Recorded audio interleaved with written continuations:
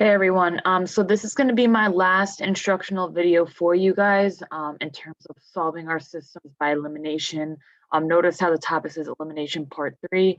So I've already covered with you guys part 2 and part 1. And guys, when I'm saying parts, I'm just referring to just like different types of problems you'll be seeing. So typically, like if you guys were giving your active place exam, right, your college placement test, and it gave you a systems of equations, you guys have multiple ways of going about to solve that system. Okay, and you can literally choose any one of them, but obviously some are a lot easier than others based on how they're set up. Okay, so this last one here, notice how it's written out too. I'm trying to keep this how Delta Math is going to present it to you guys. Okay, so it says solve the systems of equations 3x minus 2y is equal to 2 and 5x minus 5y is equal to 10 by combining the equations. So when it's combining the equations, it's basically the same thing we've been doing the past 2 videos, just by finding ways to eliminate either the x or the y. So first thing we want to do is let's just go ahead and write our equations in standard form, so how they're presented one on top of the other. So I have 3x minus 2y is equal to 2, and then I have 5x minus 5y is equal to 10. So obviously, if you guys were just to go ahead and combine these as they are, neither the x's or the y's, neither the x's nor the y's are going to cancel out, right? Because right now you have a 3 in front of your x here, 5 in front of your x here, or if you were to combine those, it's going to give you 8x, and you have a negative 2 in front of your y here and a negative 5 here. And again, if you were just to combine those, it's going to give you a negative 7. Those are going to cancel out, right? Unfortunately, these aren't opposites either. So it's not like you have 3 and 3, and all you have to do is multiply by a negative, make it a negative, right? Or it's not like any of these are a coefficient of 1, where you could just simply multiply by whatever numbers in the denominator to cancel it out, okay? So this is a case, right, where it's going to be a little bit different, and you're actually going to have to change or manipulate both equations here. Okay, what you're going to do that is just to essentially think of what's the least common multiple between either the coefficients in front of x or the coefficients in front of y. When I say least common multiple, I mean what is the smallest number that both those numbers go into, right? So if I think of the least common multiple between 3 and 5, what you guys can do is just off to the side, list off your numbers of 3. So 3, 6, 9, 12, 15, 18. And then for 5, it's 5, 10, 15, 20, 25. So my least common multiple is the smallest number but that both those numbers go into.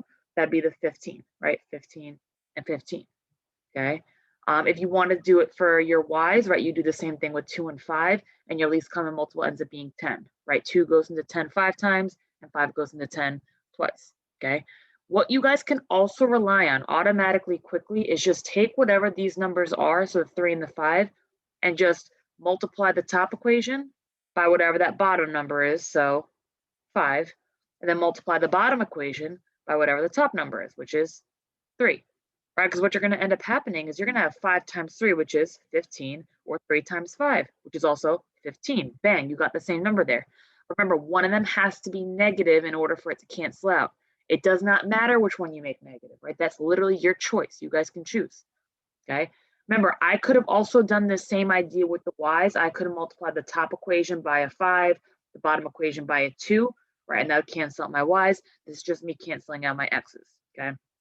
So let's just say I'm going to make the top equation, right? I'll make that a negative 5 there.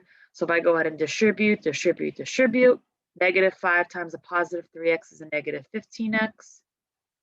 Negative 5 times a negative 2y is a positive 10y. Negative 5 times a positive 2 is a negative 10. And then when I distribute the positive 3 to all 3 terms, 3 times 5 is 15x. 3 times a negative 5 is a negative 15y. And 3 times 10 is 30. Okay, now you're looking at that and you're like, oh, cool. My x's, the negative 15x and the positive 15x, boom, those are going to cancel. I did my job there. All right, so what I'm going to be left with is a positive 10y minus 15y. I'm taking a bigger number away from a smaller number. That's going to be a negative 5y. And then negative 10 plus 30, right? If you have $10, if you're in debt $10 in your bank account and you add $30 to your bank account, you're going to be have 20 bucks sitting in your bank account there. Right? Just kind of a quick reminder of how we can work with those integers. Okay, solving for y, divide by 5, and I get y is equal to negative 4. Okay, we now know in order to solve for x, I'm going to take that value for y, -4, and I can substitute it in for either equation for y here. Okay, and I'm going to solve for x. So I'm just going to choose my top equation. So instead of 3x minus 2y is equal to 2, I'm going to go ahead and plug in that -4 for y there. So it's going to become 3x minus 2 times -4 equals 2. So I'm going to get positive 3x. A -2 times a -4 is a positive 8 is equal to 2. I undo my addition by subtracting 8 on both sides. And I'm going to get 3x is equal to a -6. We divide out the coefficient of 3, and we get x is equal to -2. So again, I write this as a coordinate point for my solution. So my solution is -2, comma, -4. Now, guys, I'm only going to do one example with you, okay, because again, it's very procedural in terms of, okay, if you're given two equations, right, where they have no number that you can just simply adjust one of the equations for, or you don't have any that there's a coefficient of 1, right, you just simply take the coefficients, whatever they are. So I have a 3 in front of my x here, a 5 in front of my x here, and I'm just going to kind of multiply, but I'm going to kind of change the position. So for my top equation, I'm going to multiply by the 5, and for the bottom equation, I'm going to multiply by the 3. That's going to cause me to multiply, because right, we know 5 times 3 is the same thing as 3 times 5, right? That's going to cause me to get the same number in front of my x. Just make sure you make one of them negative, okay?